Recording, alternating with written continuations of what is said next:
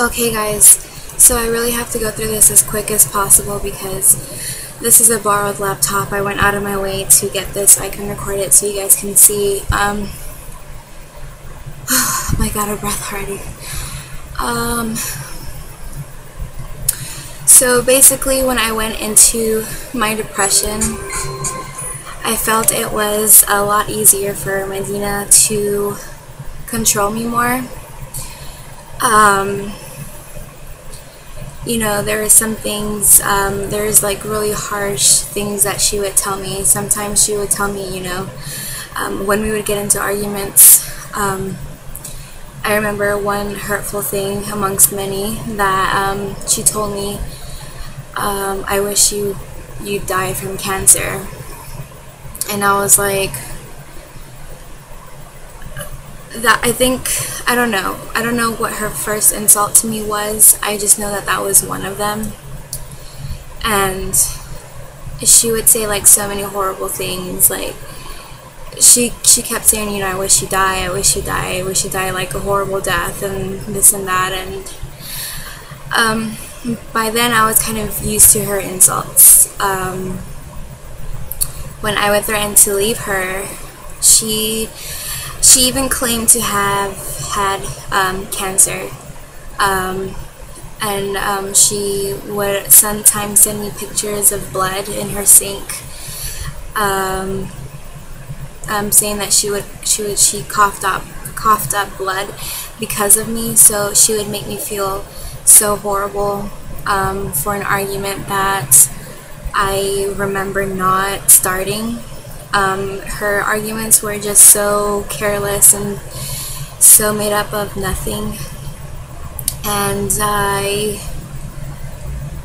would cry. I would really cry because I really loved her. I loved her so much. I don't know how I loved her because of that, but I think I was just used to it, used to her, the way I felt around her, all the compliments she would give me. I think that's another way of Medina manipulating people, is out of compliments, out of telling them repeatedly how beautiful they are, how amazing they are, and saying that I love you, and just making people feel good about themselves. So I guess I was kind of used to that, and so I took that in more. And at that point I really didn't want to lose her. I was too hooked on her for some reason. I was bullied by her. I was insulted. She would call me names. She would tell me the most horrible things, and I didn't know what I did wrong for her to tell me that. I was never the kind of person to, I don't know what I did. And throughout our friendship, I felt like I would do something bad every day for her having to like tell me these things. I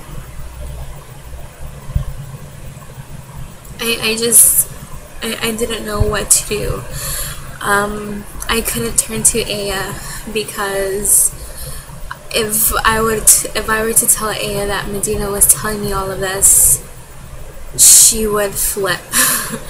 And sometimes I would go to Aya, and I didn't know Medina was writing Aya behind my back. I mean, Aya would send me these emails that she was getting from Medina, and I didn't even know about them. And I'm like, what the heck is wrong with her? Like, is she really telling you all of this? Like, you haven't even,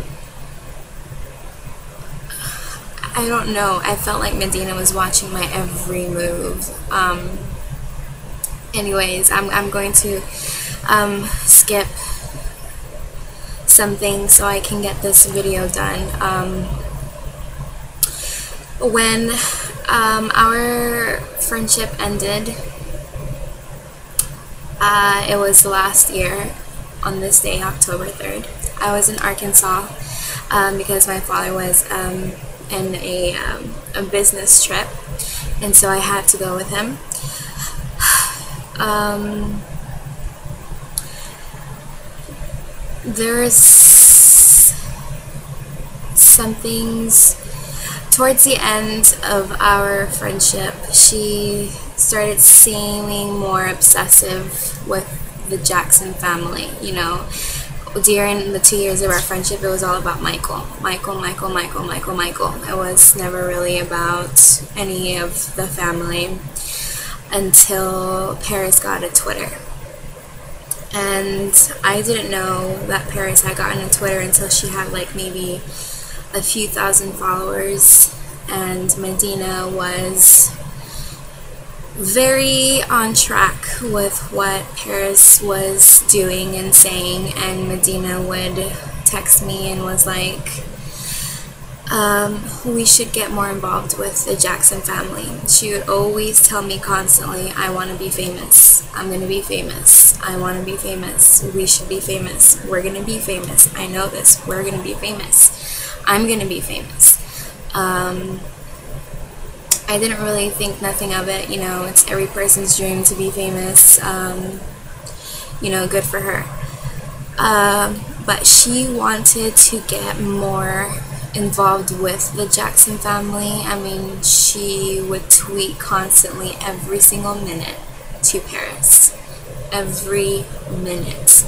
Every time she tweeted, Medina would send like 10, 20, okay, well, I'm exaggerating, but she would send several tweets to Paris, and Paris would never reply, and Medina would get aggravated. She would get really angry. She would tell me, you know, these kids have no manners, they're so spoiled, you know, just things like that. And I would be like, Medina, she has several thousands of followers, like, you know, it's gonna be a miracle if she sees yours, you know, just relax, like, she'll reply to you in time, just, you know, she's small, she was like, what, 13 at this time, 12, 13, I don't know, and she would tell me to reply to get more involved too. Like, she would flirt with the brothers, with the Jackson brothers, and she would tell me, if I flirt, you know, don't think of it as anything, because I'm just trying to get their attention, you know. I'm like, okay. I wasn't really into the whole Twitter thing. I had a Twitter. I made it in 2009, in early 2009.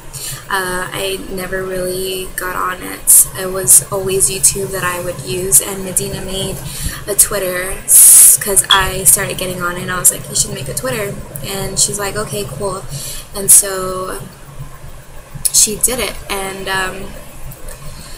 we would always have like arguments back and forth about things, and I would get fed up with her attitude, and I wouldn't have the guts to tell her off because I was afraid of her. I really was scared of her. Like, the way she would come back at people is horrible. It's truly mean. Like, I've seen her make people feel so bad about themselves with one argument. She would make me feel bad about myself if I even try to put her in her place. I mean, she's a really mean person. She really is. And I remember Paris tweeted something, a quote, and it had the initials, his initials, and it was like LMJ, and Medina's like, reply to her, and I'm like, okay. And so I put, oh, is it Liza Minnelli? And Paris replies to me. She's like, no, it's not. And I didn't even know Paris had replied to me, and Medina was already blowing up my phone like, oh my god, Paris texted you, I mean, she tweeted you, and I'm like, oh, okay, cool, you know, awesome. And I think that Medina got a little jealous of that, because she started saying even more cruel things about Paris, like saying that she was a spoiled brat, that why is she even on Twitter, you know, that Michael didn't raise them to be so social, and she would just say things like that, you know, and she would say more things, but I mean, and then eventually she got a reply from Paris, and she was happy, and she took everything that she said back, and she would keep replying to Paris, and she would get mad and she would say the same things all over again. So Medina had to have things her way. If not, she would get really aggravated, like really pissed off. And so that happened, and they kept going with the conversation, and then things kind of ended, and then there's a huge fight that happened between us, like huge, and that's what ended our friendship. Her and her cousin decided to gang up on me and tell me rude things. Medina would threaten to leave, and I was like a psycho crybaby, you know, saying, you know, don't leave, like, what about Michael? What about Michael? And she's like, Michael doesn't love you. Like, Michael wouldn't even spit in your direction. And I remember she used one of those comments on Twitter when somebody was trying to pose as Paris, and Medina got involved, and she made that comment to that person and was like, Michael wouldn't even spit in the direction towards you. And I'm like, you used that comment on me. And now that I bring this up, Medina had a problem with my religion. She had a problem with a lot of things when she was angry, and I can see a lot when she tweets. Some of the things are like the complete opposite from what Medina showed me. She told me once, she's like, how can you think a human who is half God who died on a stick? And she's talking about Jesus Christ. And to me, that really hurt me so bad. Like, I just thought to myself, how more evil can you get? Like, what did I even do for you to tell me that? I mean, that's not even the half of it, you guys. Like, there's so much more. I mean, this took place it was within 2 years that this happened, and there is so much more in that, but I choose not to talk about it because it's you know, I'm getting out the most important stuff. You know, I'm not making this all about, you know, just one thing. So about this whole Twitter thing, we kind of broke it off. I told her I was going to expose her.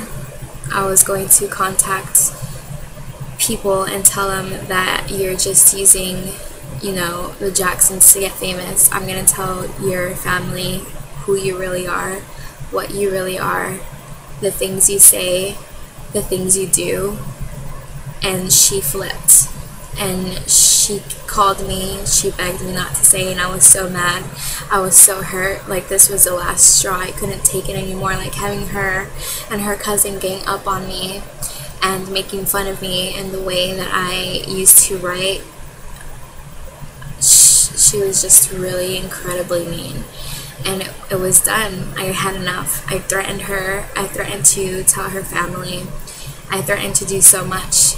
It was enough, you know, after all the years that she threatened me and told me all these things and bullied me and just, I mean, it was horrible. It really was horrible. And Aya knew all along how this would end, how it would happen.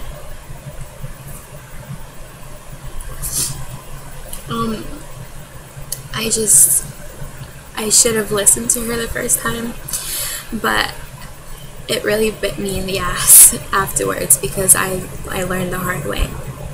And after our friendship ended, Medina had her mom call me and told me if I get in contact with Medina again, she was going to sue me. So I never tried contacting Medina again, not because I was scared, but because I had known for a fact that this time our friendship was finally over, that even her family hated me, and I'm sure Medina probably told her family a bunch of lies about me. And from then on, it was straight to Paris. She had lost her accomplice to get to Paris, or to get to the family, so she was going to do everything on her own and everything possible to make that happen. So there's gonna be one more video, guys.